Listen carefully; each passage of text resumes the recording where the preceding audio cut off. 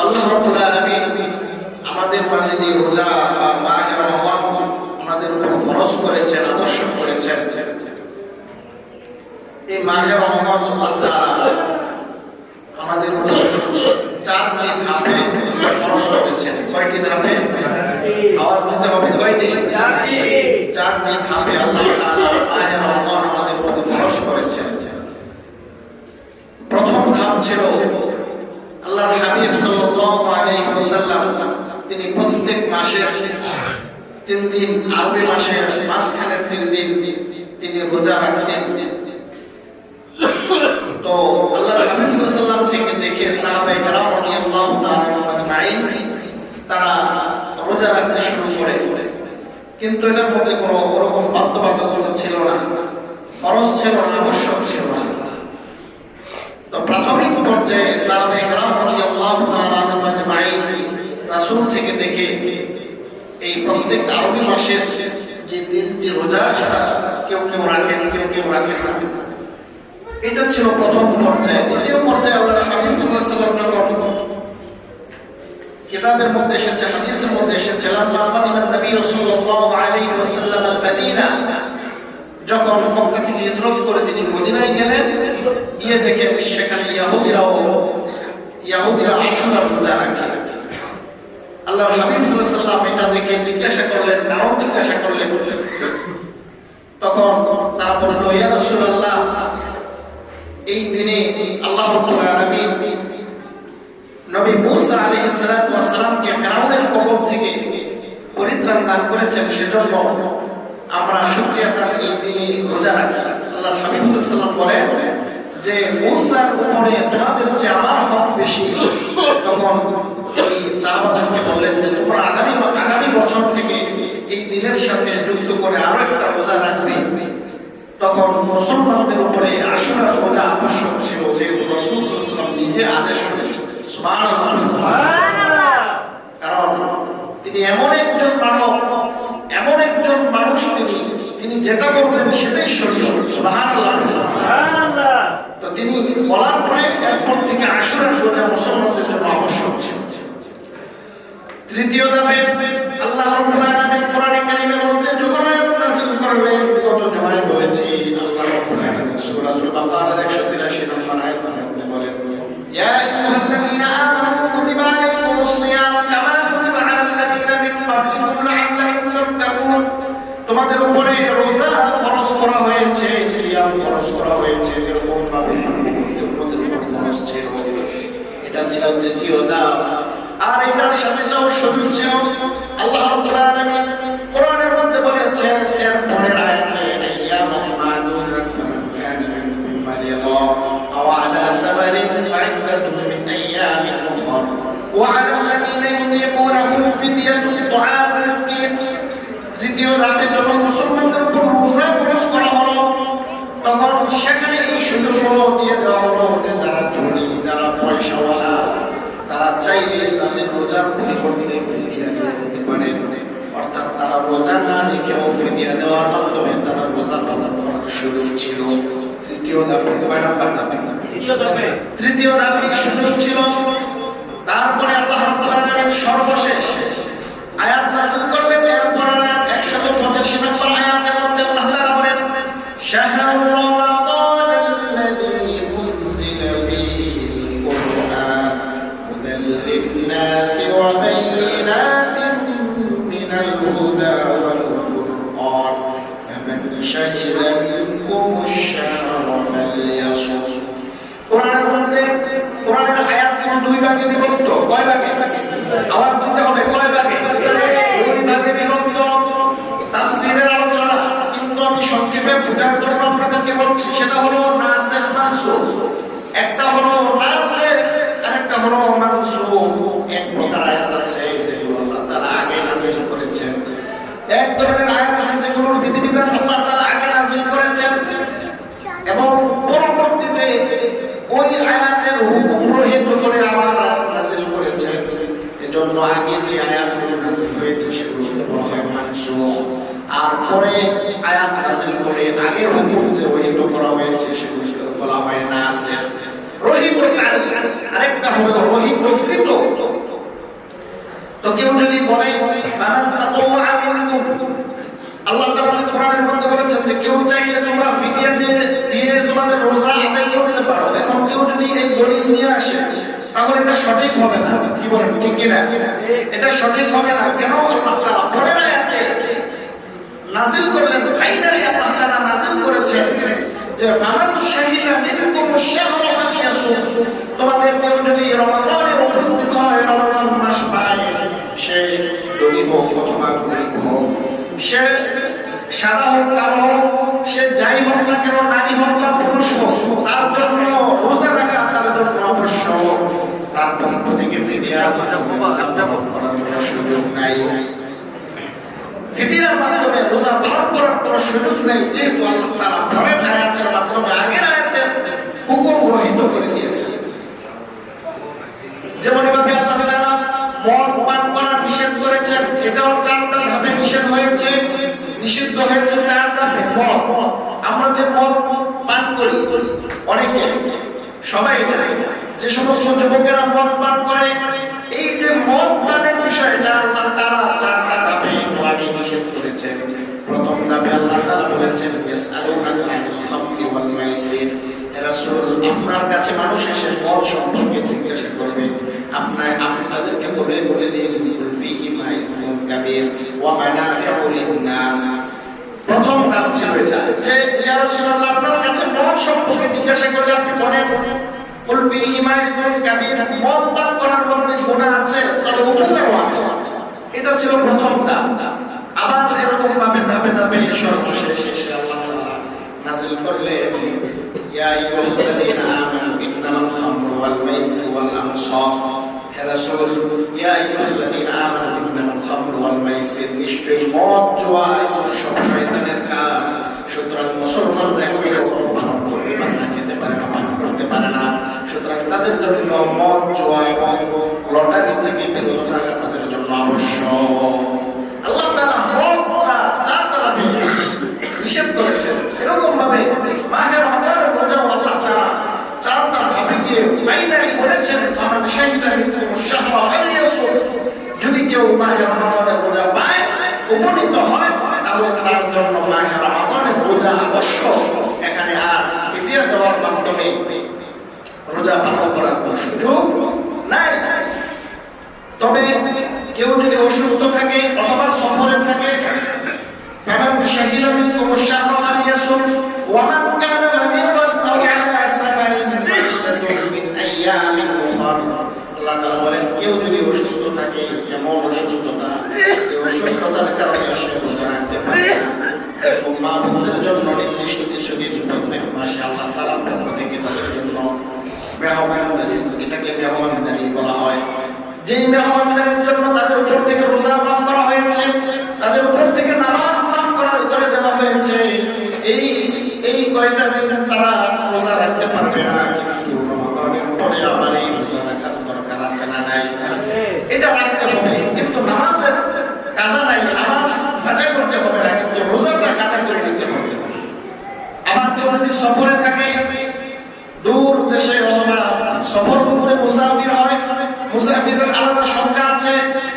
অর্থাৎ কেউ যদি জেলা থেকে, এলাকা থেকে 48 মাইল বা 72 কিলোমিটার দূরে সফর করে এবং সেখানে যদি 15 দিনের কম থাকার নিয়ম করে, তাহলে সে মুসাফির।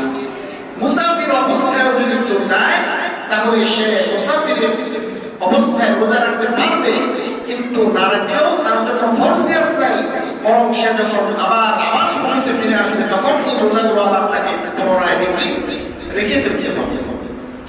তো এটা আল্লাহ তাআলা সুযোগ রেখেছেন। তো বলতেছিলাম যে আল্লাহ রাব্বুল আলামিন মাহে রমাদানের রোজা আমাদের কাছে 4টা ধাপে ফরজ করেছেন। এখন আমাদের কাছে মাহে রমাদান চলে এসেছে, এখন আমাদের করণীয় কি?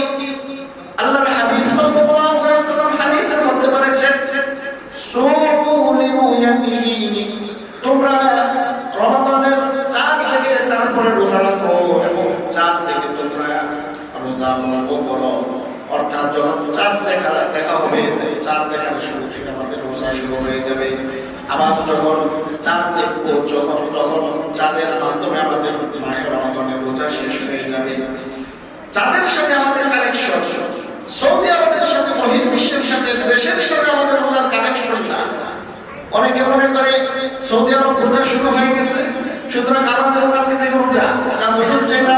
বিষয়টা এরকম না, বরং বিষয়টা হলো চাঁদ যদি আমাদের দেশে দেখা যায় তাহলে সৌদি আরব রোজা বা না হোক আমাদের রোজা শুরু হয়ে যাবে।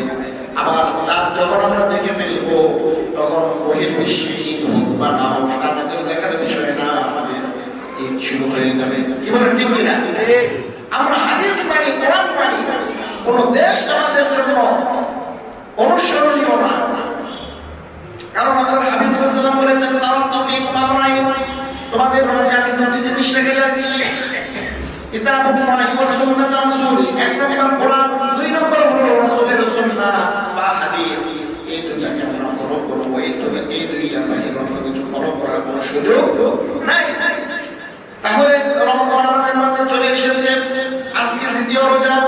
এখন আমাদের গুরুত্ব সহকারে কিছু কাজ করতে হবে। রাজি আছেন ইনশাআল্লাহ? আওয়াজ দেয় না অনেকে। রাজি আছেন ইনশাআল্লাহ? কিছু কাজ করতে হবে, যে এই কাজগুলো গুরুত্ব সহকারে যদি পালন করেন তাহলে আপনার এই রোজার মাসটাই সার্থক হবে। কারণ এই রোজা আমাদের কাছে এসেছে পরিশুদ্ধ করার জন্য, আমাদের আমল পরিশুদ্ধ করার জন্য, আমাদেরকে শিক্ষা দেওয়ার জন্য, তাকওয়া শেখানোর জন্য। এখন যদি যথাযথভাবে এই মাসটা আমরা কাজে লাগাতে না পারি তাহলে কেমন যেমন রোজা আসলো যেমন কিন্তু আমাদের জীবনের কোনো পরিবর্তন সাধিত হলো না। আর এই সমস্ত লোকদের জন্য আমি বলেছিলাম আল্লাহর হাবিব সাল্লাল্লাহু আলাইহি ওয়াসাল্লাম নিজে বদদুয়া করেছেন। সুতরাং আমরা রাসূলের বদদুয়ার ভাগীদার হতে চাই না। কি বলেন ঠিক কিনা? আমরা রাসূলের বদদুয়ার ভাগীদার হতে চাই না।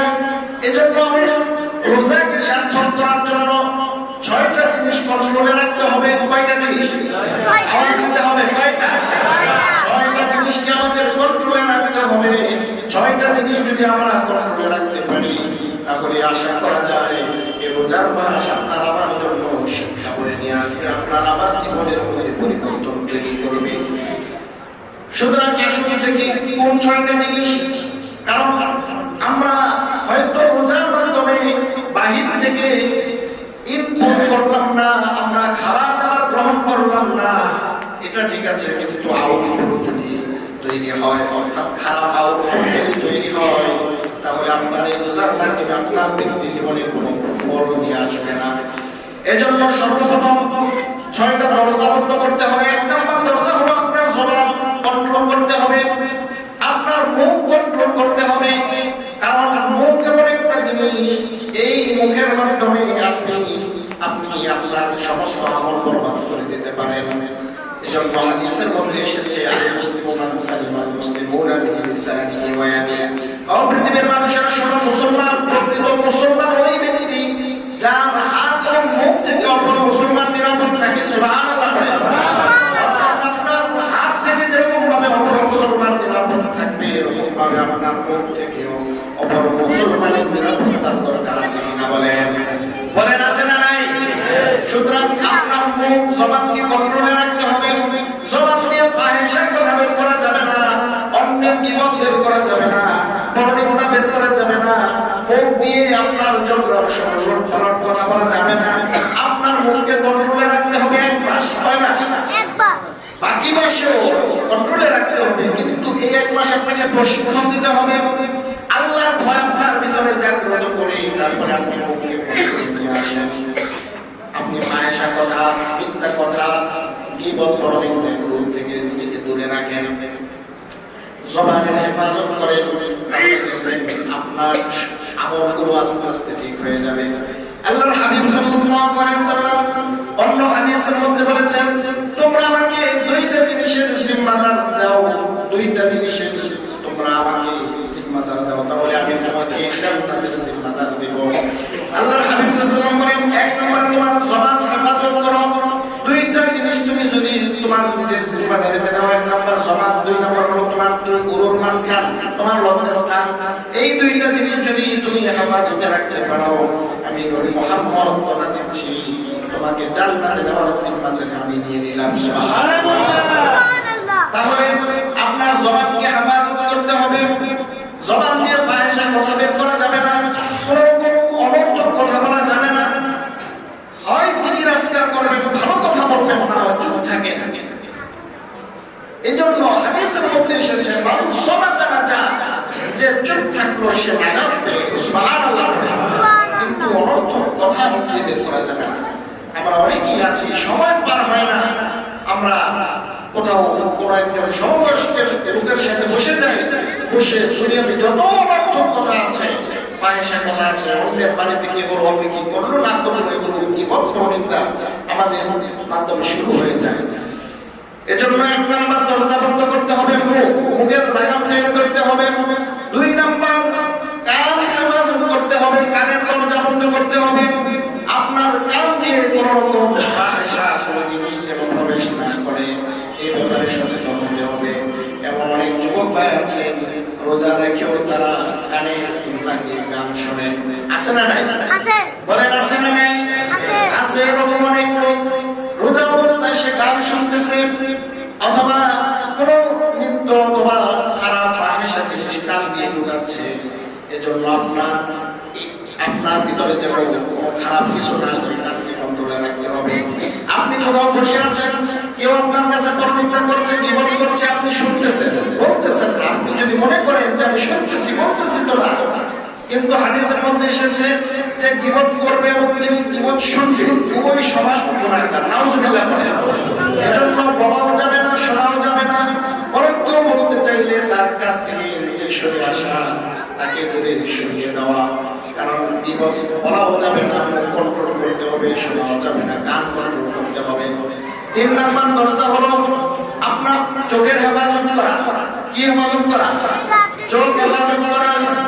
কারণ চোখের মাধ্যমে অনেক গুনাহ হয়ে যায়, যেগুলো আপনার যেই আমলগুলো, যেই মাধ্যমে আপনার গুনাহের মাধ্যমে আপনার আমল নষ্ট হয়ে যায়, বরবাদ হয়ে যায়। আপনার চোখ দিয়ে কোনো ফাহিশা নারীকে দেখা যাবে না, নাটক সিনেমা দেখা যাবে না, এবং কোনো বেগানা নারীর প্রতি দৃষ্টিপাত করা যাবে না। এজন্য আল্লাহর হাবিব সাল্লাল্লাহু আলাইহি ওয়াসাল্লাম বলেছেন, লা তুতি'ন নাজরাতা বা'দা নাজরা। আলী রাদিয়াল্লাহু তাআলা বলেন, ও আলী, শোনো শোনো, তুমি তোমার নজরকে অন্য নারী থেকে হেফাজত করো। অর্থাৎ তুমি যখন রাস্তা দিয়ে চলবা, নারীর উপর যদি তোমার দৃষ্টিপাত করিয়ে যায়, তাহলে তোমার কাজ হলো সাথে সাথে তোমার নজরকে হেফাজত করা। কারণ প্রথম নজর যেটা, সেটা আল্লাহ তাআলার পক্ষ থেকে তোমাকে মাফ, কিন্তু দ্বিতীয়বার যদি তুমি নজর দাও তাহলে তোমার চোখের জিনা হয়ে যাবে। বলেন নাউজুবিল্লাহ। এজন্য চোখের লাগাম টেনে ধরতে হবে। অনেক মা বোনেরা আছেন বাড়িতে সময় কাটে না, মোবাইলের সাথে নিয়ে বসে, অথবা টিভির রিমোট দিয়ে টিভি সিনেমা এগুলো দেখে দেখে তারা সময় পার করে। না, এরকমটা করা যাবে না। কারণ আপনার রমাদানের পরিপূর্ণ শিক্ষা অর্জিত হতে হলে আপনার অবশ্যই আপনার চোখকে কন্ট্রোল করতে হবে। তাহলে আপনার মাইনাম 1 নম্বরে জবান হেফাজত করতে হবে, 2 নম্বরে কান হেফাজত করতে হবে, 3 নম্বরে আপনার চোখ হেফাজত করতে হবে, 4 নম্বরে আপনার অঙ্গ প্রত্যঙ্গ শব্দ কন্ট্রোলে রাখতে হবে। আপনার কোনো অঙ্গ প্রত্যঙ্গের মাধ্যমে যেন আপনার রোজার হাইসিয়ত নষ্ট না হয়, এই ব্যাপারে সতর্ক থাকতে হবে। 5 নম্বরে আপনার হালাল খেতে হবে। কি খেতে হবে? আওয়াজ দিতে হবে। কি খেতে হবে? হালাল খেতে হবে। আপনি সাহরি খাইলেন, ইফতারি খাইলেন, কিন্তু যে সাহরি ইফতারি আপনার হারাম টাকায় উপার্জিত করা, এই হারাম টাকার সাহরি ইফতারি খেয়ে রোজা রাখলে কোনো কাজ হবে কিনা? বলেন কাজ হবে না?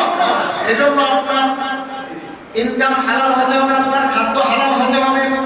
আপনার যদি হালাল টাকায় আপনার সাহরি খান, হালাল টাকায় যদি আপনি ইফতারি খান, তাহলে অবশ্যই আপনার রোজার দ্বারা আপনার ব্যক্তি জীবনের পরিবর্তন আসবে, আপনার রোজার শিক্ষা আপনার ভিতরে অর্জিত হবে।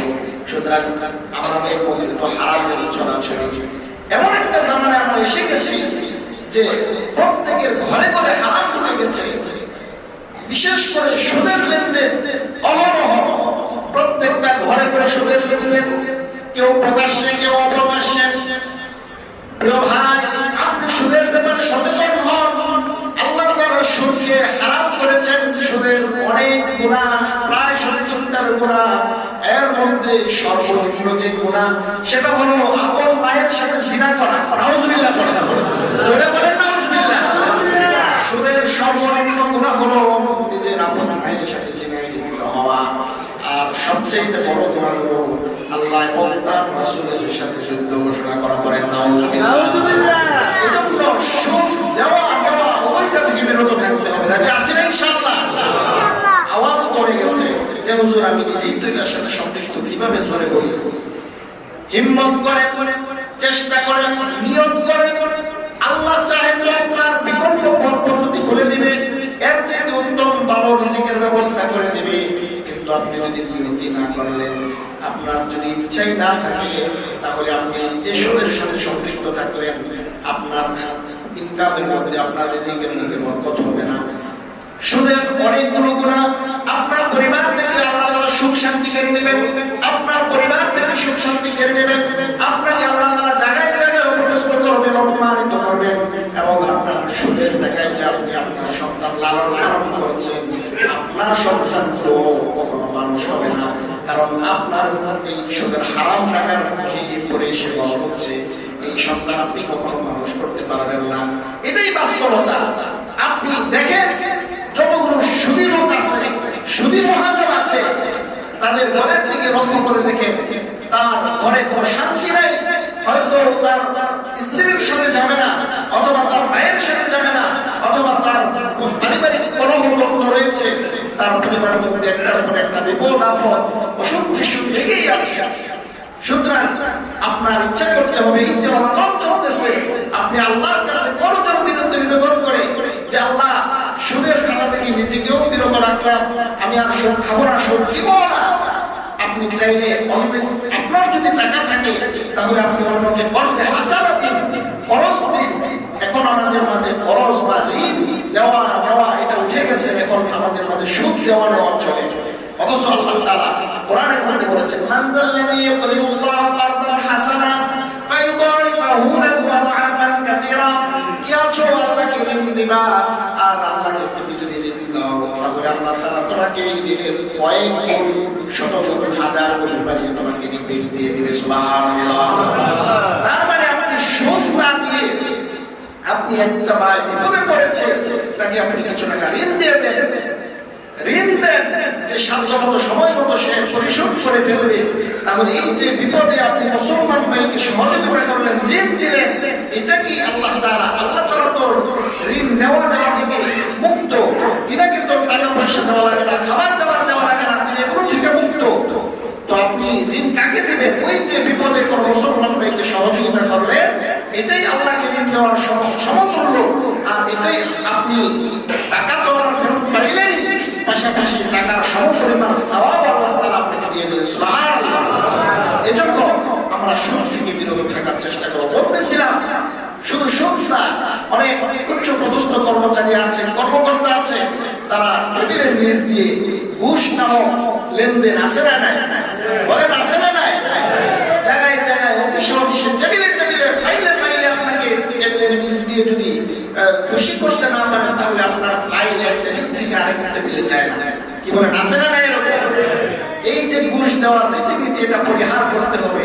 হ্যাঁ, ক্ষেত্র বিশেষ আপনি যদি অপারগ হয়ে যান, আপনি যদি এরকম হয় যে না কোন অবস্থাতে আমার কাজ হচ্ছে না, তখন কুকুরকে যেরকম ভাবে খাদ্য দেওয়া, মানে কুকুরকেও মানুষ খাদ্য দেয়, তো আপনি ওই চিন্তা করে যে আমার কাজ হচ্ছে না, বা সিস্টেমেটিক পরিপূরণই তো এখন দূষণীয় বা ময়লাযুক্ত হয়ে গেছে, তো এখন আপনি একা চাইলেও অনেক সিস্টেমেটিক ওয়েতে না গিয়ে পরিবর্তন করতে পারবেন না। তখন হয়তো আপনার বাধ্য হয়ে কিছু টাকা ঘুষ দিতে হতে পারে। এটা আপনি মনের প্রাণে ঘৃণা করে যে আল্লাহ তুমি সাক্ষী থাকো, আমি মন থেকে এটা দেই নাই, আমি অপারগ হয়ে মন থেকে ঘৃণা করে আমি কুকুরকে খাবার দেওয়ার মতো করে আমি তাকে কিছু টাকা দিলাম আমার কাজটা হওয়ার জন্য। তারপর এটা জায়েজ মনে করার সুযোগ নেই, এটার জন্য আল্লাহর কাছে তওবা করতে হবে। কিন্তু যে নিবে সে যদি সঠিক হয়ে যায়, কারণ সে যে চেয়ার বসেছে তার জন্য তো তার বেতন বরাদ্দ আছে। কি বলেন আছে না নাই? বলেন আছে না নাই? তাহলে তার জন্য বেতন বরাদ্দ থাকলে সে আবার ফ্রি ইনকাম করবে কেন? এটা কোনোভাবেই মেনে নেওয়ার মতো না। বিশেষ করে যারা নেন, তারা যদি সতর্ক হয়ে যায়, তারা যদি ভালো হয়ে যায়, তাহলে অনেক মানুষের এই বিপদ থেকে আপনি হেফাজত করলেন। সুতরাং আমরা এটা নিব না দেওয়ার চেষ্টা করব। তাহলে হালাল খাবার খেতে হবে। আপনার হালাল খাবার খেতে গিয়ে যদি আপনার 20-30 আইটেমের ইফতারি না হয়, সামান্য পরিমাণে ইফতারি হয়, সমস্যা নাই। আপনি অল্প পরিমাণে ইফতারি দিয়ে আপনি অল্প পরিমাণে খাবার খেয়ে আপনি রোজা রাখেন, এটার মধ্যে বরকত ঢুকিয়ে দিবেন কে? কিন্তু এটার জন্য সদিচ্ছা থাকতে হবে। ইফতারি করবেন, নিজে করবেন, অন্যকেও করার চেষ্টা, অন্যকে ইফতারি করানোর চেষ্টা করবেন। হাদিসের মধ্যে এসেছে আল্লাহর হাবিব সাল্লাল্লাহু আলাইহি ওয়াসাল্লাম বলেন, কেউ যদি কোনো রোজাদারকে ইফতারি করায়, তাহলে যাকে ইফতারি করাইলো আল্লাহ তাআলা ওই রোজাদারের সমপরিমাণ সওয়াব তার আমলনামায় লিখে দেন। সুবহানাল্লাহ। এজন্য নিজে ইফতারি করবেন। পাশের বাসায় কেউ এতিম, গরীব, অসহায় থাকে, কোনো অনাথ ছেলে থাকে, ছেলে মেয়ে থাকে, পরিবার থাকে, তাদেরকে আপনি একদিনের ইফতারি, একবেলার ইফতারি অথবা 5 দিনের ইফতারি দিয়ে হেল্প করার চেষ্টা করেন। এতে করে আপনার ক্ষতি হবে না, আল্লাহ তাআলা বরকত দিয়ে দিবেন। সর্বশেষ আপনার যেটা করতে হবে সেটা হলো পরিমাণ মতো খেতে হবে। এরকম যেন না হয় যে আমি রোজার মাস একদম এত বেশি খাইলাম। বেশি খাওয়া এটা অনুচিত, এটা ঠিক না। আপনি আপনার পরিমাণ মতো খাবেন। বেশি খাওয়া স্বাস্থ্যের জন্য ক্ষতিকর। সুতরাং এটাও পরিমাণ মতো খেতে হবে। এরকম যেন না হয় যে খাবার আছে বলে এত খাইলাম, খেয়ে এখন আর বলতে পারি না, তারাবির নামাজে শরীক হতে পারি না, শুয়ে ঘুমাইলাম, এশার নামাজটা পড়ে আবার ঘুমাইলাম, এরকম যেন না হয়। বরং খাবারটা পরিমাণ মতো খেতে হবে। এই 6টা বিষয় যদি আমি যথাযথভাবে আমরা মেনটেন করি, তাহলে আপনার আমার রোজার মাধ্যমে আমাদের সামগ্রিক যে শিক্ষা, সামগ্রিক যে ফায়দা, সেটা আমরা হাসিল করতে পারবো। কি বলে, ঠিক কিনা? এই 6টা জিনিস মেনে রোজা রাখতে প্রস্তুত আছেন তো ইনশাআল্লাহ? জোরে বলেন ইনশাআল্লাহ। আল্লাহ তাআলা আমাদের সকলকে এই বিষয়গুলো মেনে তারপরে পরিপূর্ণ পুরা রমাদান আমাদেরকে চালানোর তৌফিক দান করুন, বলেন আমিন। এই রোজা আমাদের কাছে অনেক কিছু শিক্ষা নিয়ে এসেছে। তার মধ্যে অন্যতম শিক্ষা হলো তাকওয়া বা খোদাভীতি। আর আরেকটা শিক্ষা হলো যে যারা ধনী তারা যেন অনাহার থেকে, তারা যেন উপবাস থেকে, রোজা থেকে গরিবের মর্মটা তারা যেন উপলব্ধি করতে পারে। যাহারে আমি তো সারাদিন সবসময় 11 মাস 3 বেলা খাই, কিন্তু রোজার মাধ্যমে দেখলাম সারাদিন রোজা থাকার পর বিকেল বেলা যে ক্ষুধা তৃষ্ণা আমার ভিতরে তৈরি হয়। অনেক গরিব লোক আছে যারা 3 বেলা খাইতে পায় না, তাদের জানি কি হালত, তাদের সহযোগিতা করা, তাদের পাশে দাঁড়ানো, তাদের কাছে সর্বোচ্চ সহযোগিতার হাত বাড়িয়ে দেওয়া, এটাও আমাদের অন্যতম একটা শিক্ষা। যাই হোক, আমরা মাহে রমজানের জন্য গত জুমায় বলেছিলাম যে চাইলে একটা চার্ট তৈরি করে নিতে পারি, যে প্রথমে যখন আমরা উঠবো ভোর রাতে সজাগ হয়ে আমরা সাহারির আগে আমরা 2 রাকাত 4 রাকাত বা 6 রাকাত তাহাজ্জুদ নামাজের আমলটা করতে পারি। অন্য মাসে সুযোগ হয় না, ঘুম থেকে জাগ্রত পাই না, কিন্তু সাহারি খাওয়ার জন্য যেহেতু উঠতেই হয়, 10-15 মিনিট আগে উঠে তারপরে তাহাজ্জুদের একটা আমল করতে পারবো না ইনশাআল্লাহ?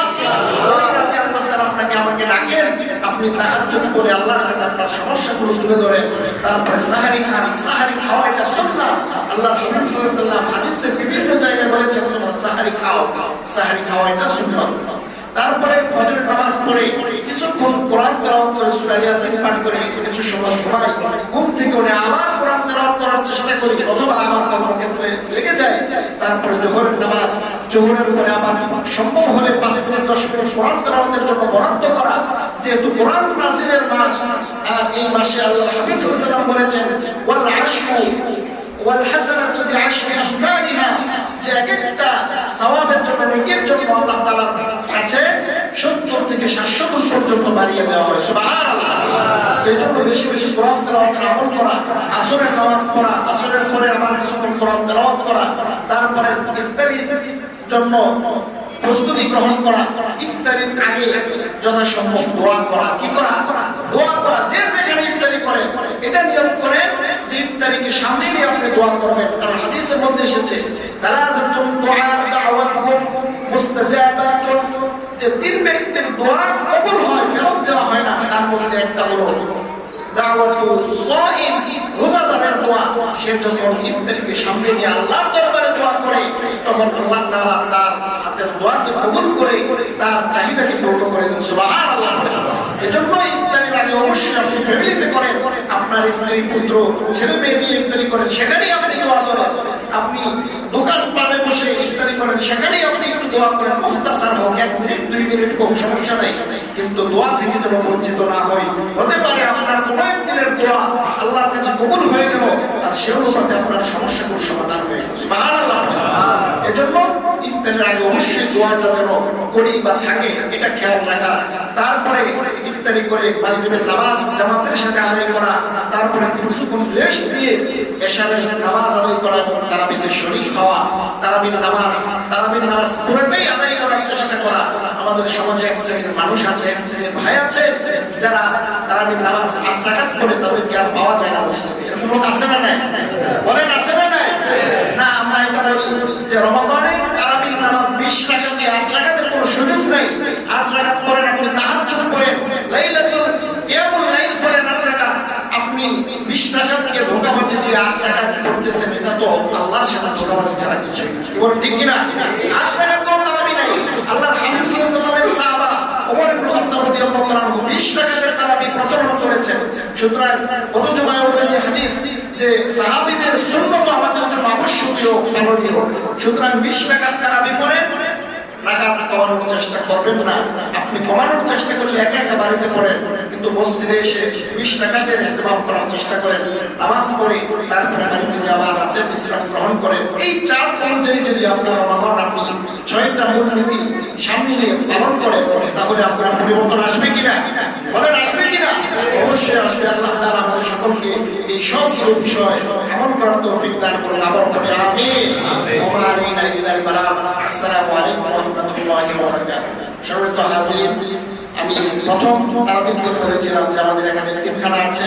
কেউ যদি ইফতারের ইফতারের ব্যবস্থা করতে চান তাহলে আমাদের সাথে যোগাযোগ করবেন, নিজেরাও ইফতারি করবেন এবং ইফতারের জন্য ইফতারের আয়োজন করার চেষ্টা করবেন। আল্লাহ তাআলা আমাদের ইফতারকে কবুল করুন। আমি যারা শুকর করে চান